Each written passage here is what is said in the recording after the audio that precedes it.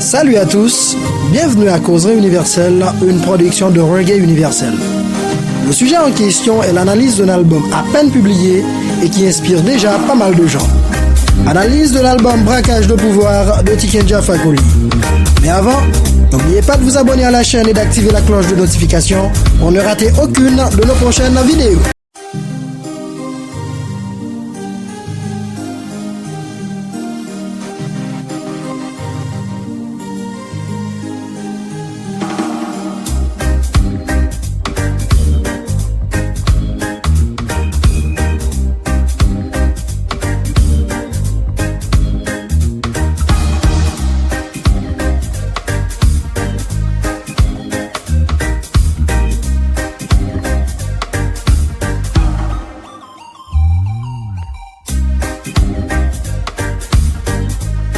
Après l'album Le Monde est chaud sorti en 2019, le chanteur de reggae ivoirien a encore fait vibrer les oreilles ainsi que la pensée de ses fans avec un nouvel album sorti le 4 novembre 2022 titré Braquage de pouvoir.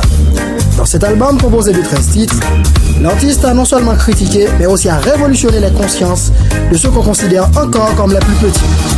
Les différents morceaux nous permettent de tirer 3 précieux points. Et les voilà. Premier point, le système politique des pays noirs. Comme son nom l'indique, en Afrique, surtout du côté occidental, les dirigeants ont souvent tendance à voler le pouvoir.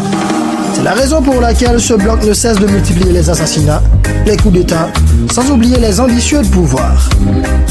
Dans des chansons comme Braquage de pouvoir, Gouvernement 20 ans, Le peuple a le pouvoir, plusieurs leçons sont à tirer. Numéro 1. L'inexistence de la démocratie malgré les politiciens ont pris le pouvoir en son nom. La liberté d'expression, on dirait, n'existe pas. Gouvernement 20 ans l'a si bien expliqué. Les abus de force des dirigeants politiques, l'ambition de garder le pouvoir malgré la fin de leur mandat. Numéro 2, la diversité existant entre le peuple. Il n'y a plus une question de parti que de pays. Ce qui est expliqué dans une chanson comme Le peuple a le pouvoir. On dirait que le peuple ne sait toujours pas ce qu'il défend. Le système politique des pays de l'Afrique de l'Ouest est en quelque sorte une guerre où les victimes sont assez souvent le peuple, les journalistes et parfois des politiciens. Les dirigeants élus par le peuple ont souvent tout gagné pour leur famille, tandis que le peuple n'a rien et se trouve dans l'interdiction de se protester. Quelque chose est à retenir dans la chanson Braquage de pouvoir. Qu'est-ce qui s'est passé au Togo et qu'est-ce qui s'apprête à passer au Tchad?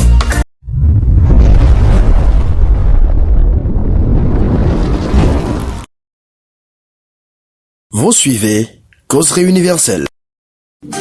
Après Sylvanus Olympio, le premier président de la République du Togo, Nicolas Gounitski, Kléber Dadjo, c'est à le tour de Nyasembe Eyadema, l'homme jugé actif dans l'assassinat de Sylvanus Olympio, qui a dirigé le pays de 1967 à 2005. Après sa mort, son fils Faure Nyasembe a pris le pouvoir et dirige encore le Togo aujourd'hui. Pour le Tchad, c'est une histoire qui a commencé le 1er décembre 1990 avec la prise du pouvoir d'Idriss Déby Itno. Après sa mort le 20 avril 2021, son fils Mahama Idriss Déby Itno a pris le pouvoir pour diriger une transition, ce qui est anormal selon la Constitution. Et oui, le Tchad est au garde à vous, puisque le fils peut décider de prendre le pouvoir de manière définitive à tout moment. Deuxième point, la religion et ses dérives. On ne va pas passer par 4 chemins pour décrire cette situation présentée par l'artiste de cette chanson titrée Religion.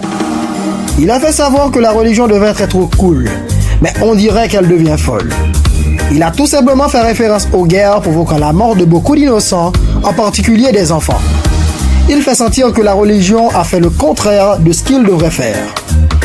En contre, dans sa chanson titrée Massa, l'artiste montre le vrai visage de Jah, qui ne sont pas les doctrines religieuses, mais plutôt la nature.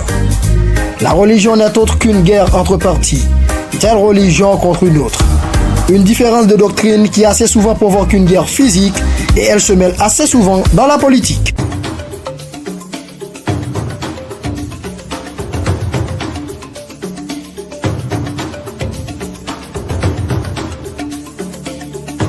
Troisième point, l'esprit nègre.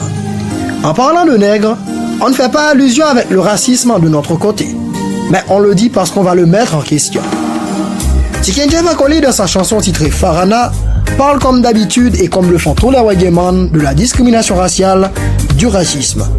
Il parle en quelque sorte d'une honte pour le monde. Mais à côté, il n'a pas exclu la manque de conscience du noir.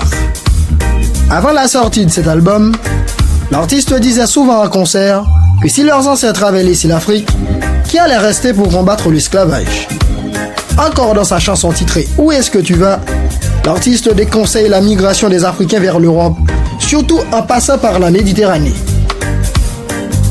Il dénonce ce type de voyage illégal et surtout suicidaire de la part des Africains. Il appelle les Africains à être fiers de leur continent. C'est ce qu'on trouve dans son morceau titré « Beau continent ». Toujours dans cette partie, on ne doit pas ignorer le cri de l'artiste pour les enfants de la rue. Comme l'a déjà fait Ismaël Isaac, Tiken Jah Fakoly s'est associé avec le slammer français Grand Corps Malade pour faire passer ce message. Ils appellent aux parents à prendre leurs responsabilités à l'endroit des enfants. Toujours à base de racines, Tiken Jah Fakoly a encore réveillé les consciences. C'est un album assez professionnel, capable de détruire n'importe qui. C'est peut-être imprévisible, mais à travers cet album, Tiken Jah Fakoly n'a pas tout simplement touché l'Afrique. Mais il a aussi touché d'autres pays, par exemple Haïti, qui a exactement les mêmes problèmes.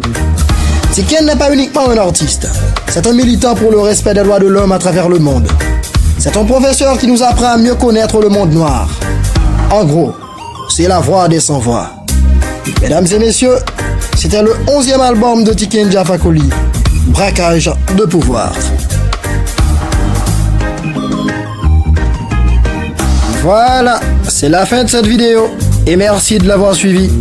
N'oubliez pas de vous abonner à la chaîne et d'activer la cloche de notification pour ne rater aucune de nos prochaines vidéos.